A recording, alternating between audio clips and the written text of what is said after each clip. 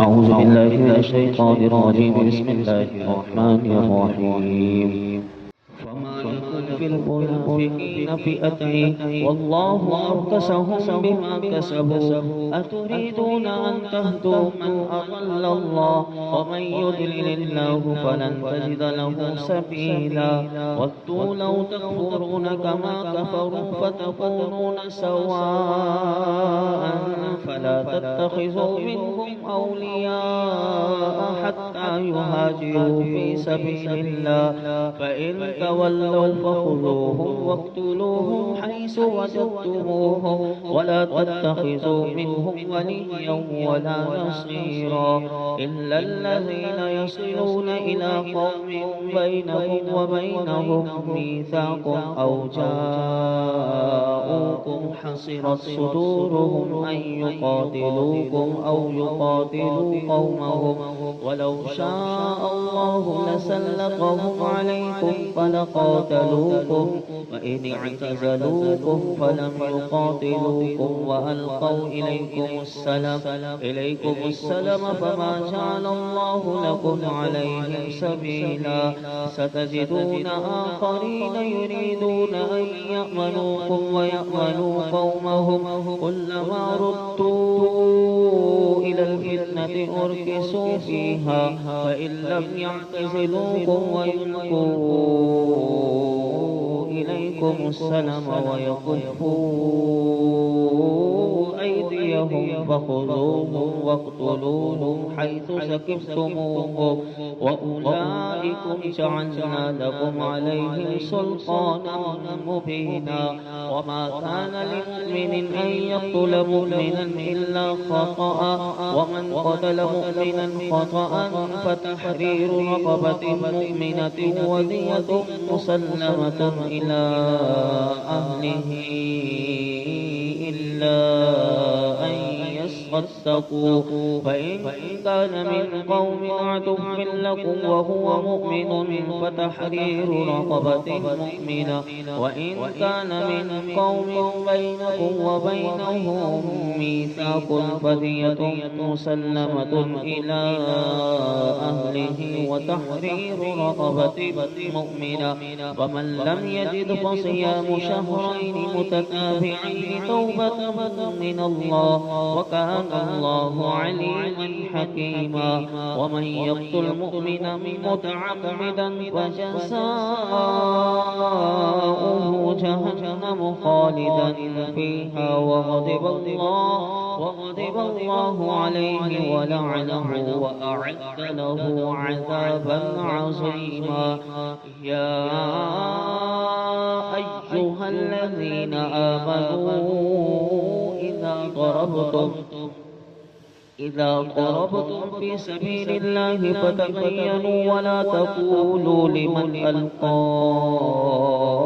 إليكم السلام لست مؤمنا تبتغون عرض الحياة الدنيا فعند الله مغانم كثيرة كذلك كنتم من قبل فمن الله عليكم فتبينوا إن الله كان بما تعملون خبيرا لا يستوي القاعدون من المؤمنين غير أولي الضرر والمجاهدون في سبيل الله بأموالهم وأنفسهم فضل الله المجاهدين بأموالهم وأنفسهم على القاعدين درجة وكلا وعد الله الحسنى وفضل الله المجاهدين على القاعدين أجرا عظيما درجات منه ومغفرة ورحمة وكان الله غفورا رحيما إن الذين توفاهم الملائكة ظالمي أنفسهم قالوا فيم كنتم قالوا كنا مستضعفين في الأرض قالوا ألم تكن أرض الله واسعة فتهاجروا فيها فأولئك مأواهم جهنم وساءت مصيرا إلا المستضعفين من الرجال والنساء والولدان الولدان لا يستطيعون حيلة ولا يهتدون سبيلا فأولئك عسى الله أن يعفو عنهم وكان الله عفوا غفورا. ومن يهاجر في سبيل الله يجد في الأرض مراغما كثيرا وسعة ومن يخرج من بيته مهاجرا إلى الله ورسوله ثم يدركه الموت فقد وقع أجره على الله وكان الله غفورا رحيما.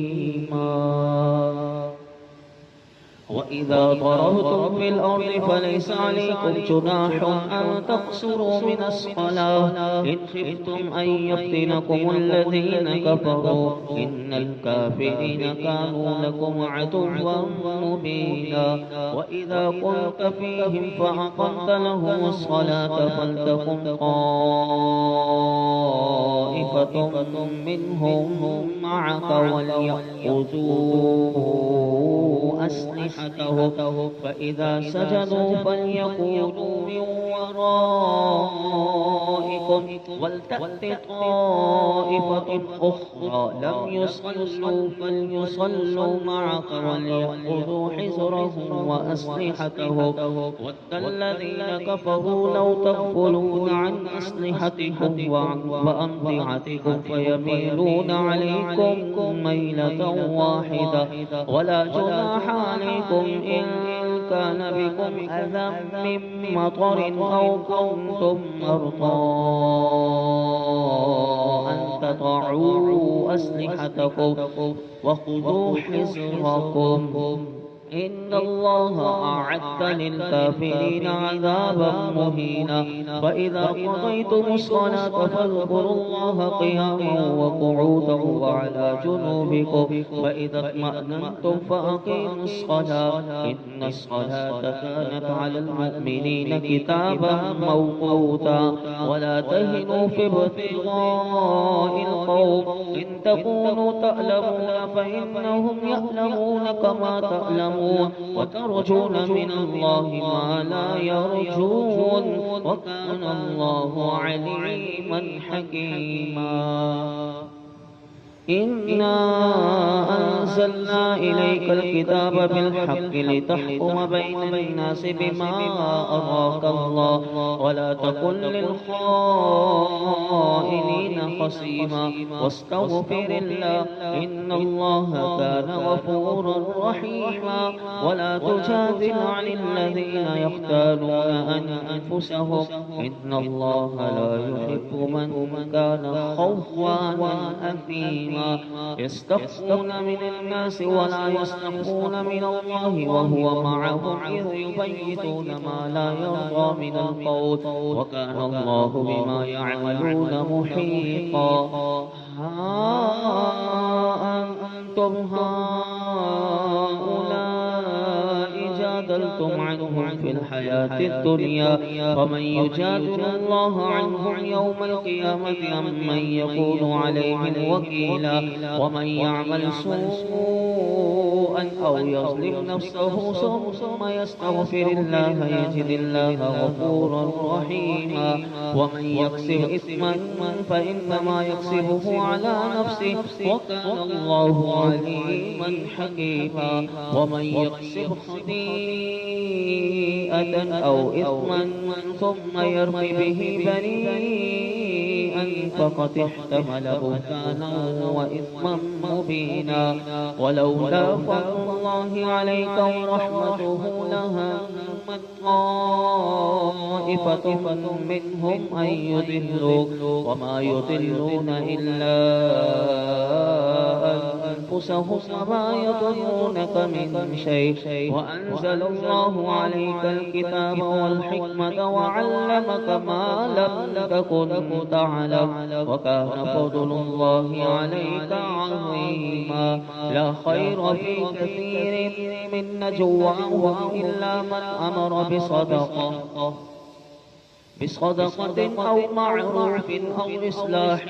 بين الناس، ومن يفعل ذلك ابتغاء مرضات الله فسوف نؤتيه أجرا عظيما. ومن يشاكك الرسول من بعد ما تبين له الهدى ويتبع غير سبيل المؤمنين نوله ما تولى ونصله جهنم وساءت